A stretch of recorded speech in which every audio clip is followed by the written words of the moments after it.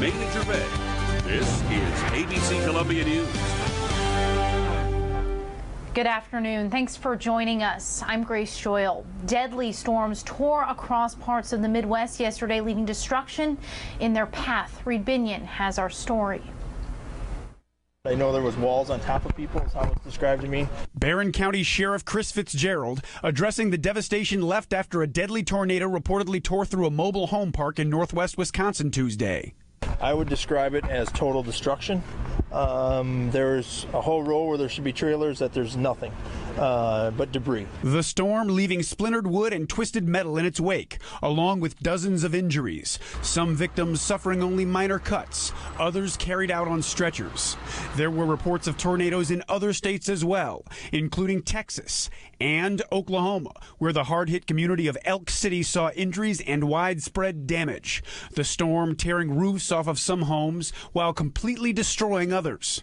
We have approximately 50 to 75 homes that were damaged. We have several homes that were completely destroyed. Emergency crews pulling the occupant of one home out of the wreckage after the structure collapsed. I would say that we are still trying to account for everyone at this time. We are sending fire departments into these neighborhoods. They're working house to house, home to home, looking for people. I'm Reed Binion reporting. Here at home, more intense heat to deal with today. Tyler Riley did not end up breaking the Record yesterday. Any chances of doing that today? You know, I don't think so. I mean, the record stands at 96 degrees. We're going to get to 94, 95, but I don't think we're going to pop over that top. But you're right, nothing like the devastation in the Midwest. We've got blue skies, lots and lots of sunshine, but certainly that heat, which can be a health issue. Remember, hydrate yourself. Please make sure you take care of your animals if they're outside. Give them water and shelter if possible when they're outside. Temperatures already at this hour through the mid-80s. 84 at Lexington, Columbia, 82 down in Springfield, 79 the cool spot in Saluda, and 82 over in Manning as well. And as I said, we're going to get to temperatures in the 90s again today. So as far as that, 93, we'll top out about 94, between 4 and 5. 91 as we begin to cool back down. A few clouds may roll in, and we'll have a few more clouds the next couple of days, but really not going to see any precipitation or anything, Grace, for several more days. We'll break all that down for you coming up in your extended forecast in a few minutes. All right, thanks, Tyler. The Republican runoff for the Congressional District 5 seat is too close to call. The difference in votes between former lawmaker Ralph Norman and state legislator Tommy Pope on Tuesday night was less than 1%, meaning an automatic recount in the next few days. Norman and Pope are vying for the seat formerly held by Mick Mulvaney, who is now director of the Office of Management and Budget. The winner will face Democrat Archie Parnell on June 20th. Wendy Brawley walked away victorious in Tuesday's Democratic runoff for the State House District 70 seat. Brawley won with 70% of the vote to Heath Hill's 30%. She will take on Republican Bill Strickland from Sumter in the general election on June 20th.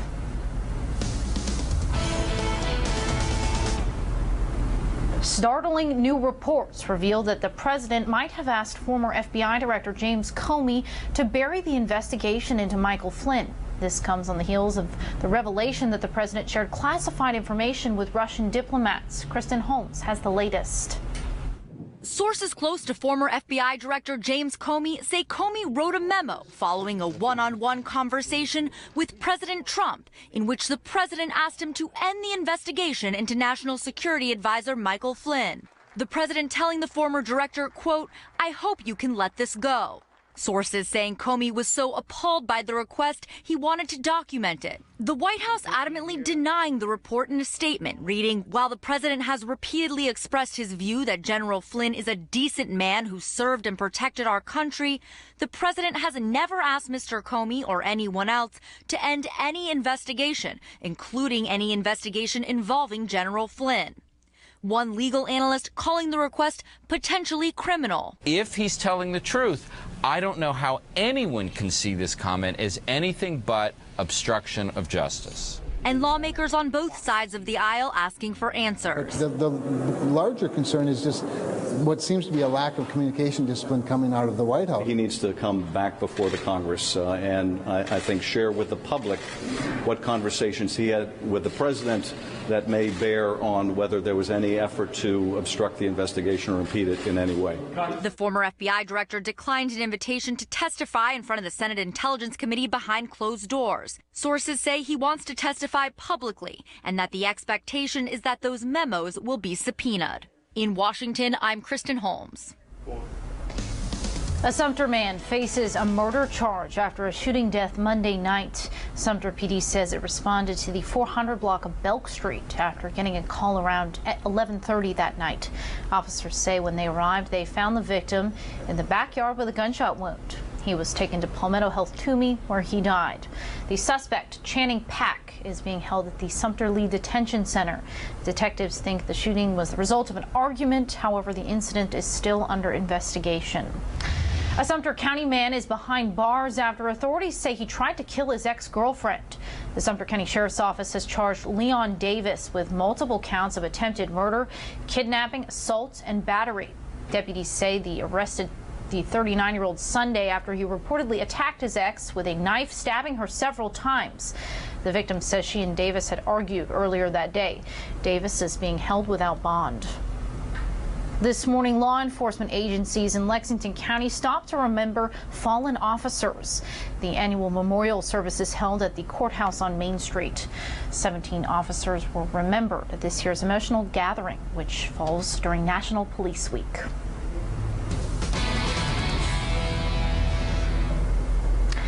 Well, from the upstate down to the Midlands, the night was full of baseball action. Mike Gillespie has you covered in today's Sports Minute to Win It. Overruled, rather. Let's start your morning with some baseball. Chad Holbrook and the Gamecocks hosting USC Upstate just hours after learning two of their starting infielders would be out for the rest of the season because of injuries. Pick it up in the bottom of the second, 2-2 tie until Justin Rowe blasts one to left. His first home run in a Gamecock uniform. Carolina breaks the tie. It's 3-2. Then in the seventh, Carolina up 4-3. This time it's Alex Destino. This time it's to the other side of the field. Carolina wins this thing 6-3. They get Georgia Thursday, Friday, and Saturday. In the upstate, 14th ranked Clemson hosting Coastal Carolina, the defending national champions. Clemson down 8-7 until the bottom of the eighth. That's Seth Beer. That is a grand slam. Clemson wins 11-8. They get NC State up in Raleigh Thursday, Friday, and Saturday.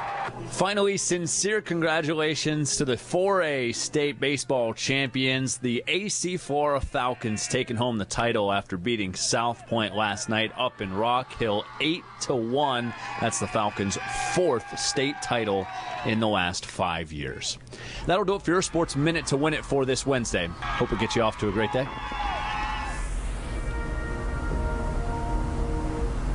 Ladies, relax your body and expand your mind this week. It's Women's Health Week, and today from 2:30 until 3:45, Richland Library, North Main, is hosting a gentle yoga class.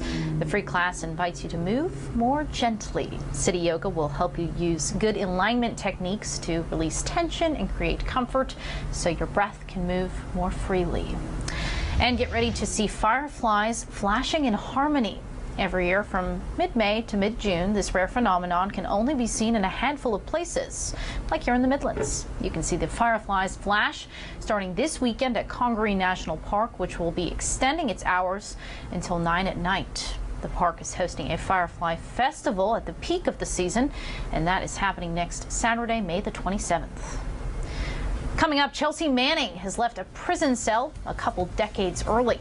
Plus, your typical Starbucks drop-in was slow going for some coffee lovers yesterday. We'll explain.